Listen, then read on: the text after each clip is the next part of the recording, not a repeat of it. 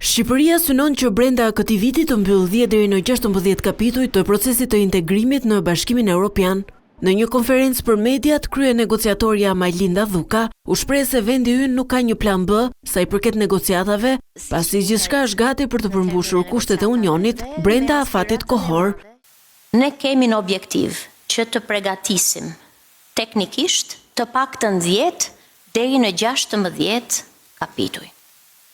Sigurisht, ky është një parashikim para prak.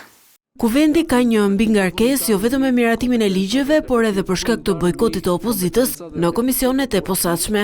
Për këtë çështje përgjigjen edhe ministri për marrëdhëniet me parlamentin Toni Gogu, i cili u shpreh se Bashkimi Evropian nuk pret.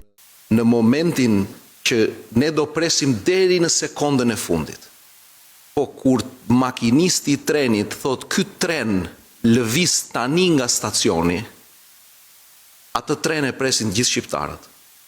Pra të gjithë duam të mbrim në Bruksel dhe Brukseli të mbri një orë më parë në çdo shtëpi shqiptare. Pikërisht për integrimin, kuvendi tashmë ka në dorë 12 nisma të reja ligjore, të cilat përshpejtojnë procesin, luftën kundër krimit të organizuar, barazinë dhe drejtësinë sociale dhe parandalimin e korrupsionit.